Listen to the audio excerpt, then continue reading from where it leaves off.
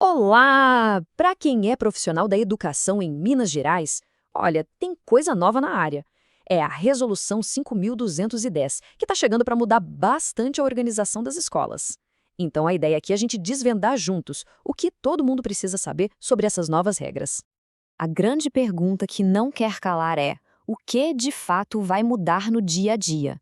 É por isso que esta análise vai focar justamente nos pontos que mais impactam o trabalho de diretores, professores e de toda a equipe escolar.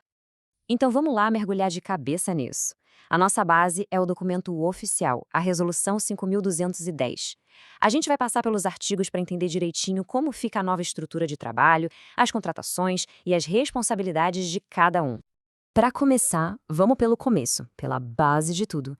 Essa primeira parte vai mostrar os fundamentos da resolução, ou seja, quem é que fica responsável por fazer a coisa toda acontecer na prática. E aqui tem um conceito chave, que é o de responsabilidade solidária. E o que isso quer dizer na prática?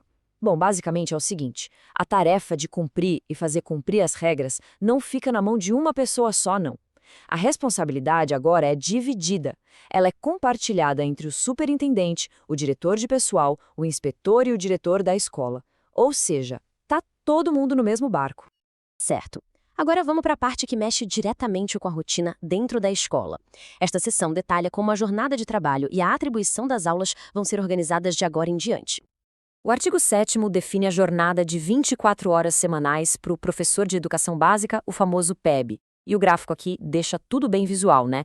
São 16 horas dando aula, de fato. As outras 8 horas são para atividades extra-classe, sendo que 4 delas são na própria escola e as outras 4 podem ser em um local de livre escolha do professor. E como as aulas são distribuídas? Aqui tem uma mudança bem importante. O artigo 14 mostra que o critério vai muito além da antiguidade. A partir de agora, a gestão da escola precisa levar em conta a compatibilidade do perfil do professor com a turma, o compromisso com os projetos da escola e a continuidade pedagógica. E olha só, até indicadores de desempenho podem ser usados como guia. E só para a gente fechar esse quadro de horários, a resolução também define a carga horária de outras funções super importantes. O especialista em educação básica, o EB, tem jornada de 24 horas. O pessoal de apoio, como ATB e ASB, trabalha 30 horas. E o diretor, claro, tem uma jornada de 40 horas por semana. Mudando de assunto, vamos falar de um tópico que sempre gera muita curiosidade: o processo de contratação. Como é que as vagas são preenchidas e quais são as novas regras para os contratos temporários? O processo de contratação temporária ficou bem esquematizado, em 3 passos. Primeiro, o diretor da escola registra a vaga lá no sistema SISIDAP. Segundo, um edital é publicado na internet para todo mundo ver. E por último, acontece a contratação, que pode ser tanto online quanto presencial. Mas atenção! Tem um princípio fundamental aqui que vem do artigo 33. A contratação temporária é sempre o último recurso. Ela só pode acontecer se não tiver nenhum servidor efetivo ou estabilizado que possa assumir aquela função. A prioridade é e sempre vai ser da equipe permanente. E se um professor quiser ou precisar aumentar a carga horária? É possível? Sim. E a próxima sessão explica exatamente essas situações especiais. Ok, aqui a gente precisa esclarecer 2 conceitos que às vezes confundem: ampliação e extensão. Para ficar simples, pensa assim: ampliação é um aumento permanente na jornada, para pegar aulas vagas na disciplina do concurso. Já a extensão é um acréscimo temporário, que dura só o ano letivo, sabe? Serve para cobrir outras disciplinas ou fazer substituições. E dentro da extensão, ainda tem a modalidade opcional.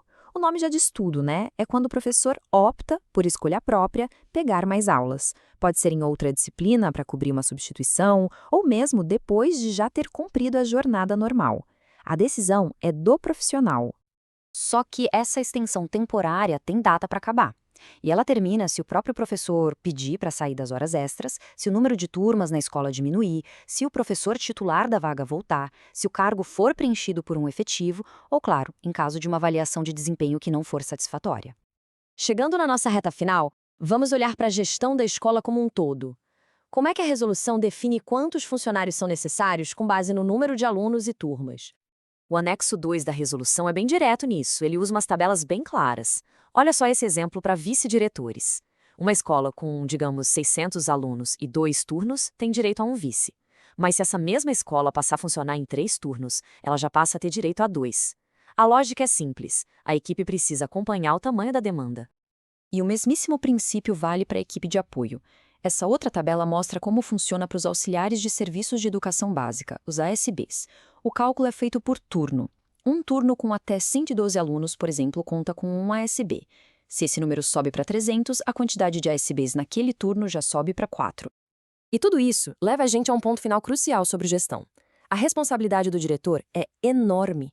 É dele ou dela a tarefa de dimensionar a equipe do jeito certo, seguindo essas regras, e de manter os sistemas de gestão como o SISADP e o QAP sempre atualizados, para a coisa toda funcionar. E assim a gente fecha essa análise da Resolução 5.210. Mas fica aquela pergunta no ar, não é? Será que essas novas regras, com toda essa estrutura detalhada, vão realmente trazer mais clareza e mais eficiência para o dia a dia das escolas em Minas Gerais? Bom, essa é uma resposta que só o tempo e a prática vão poder dar.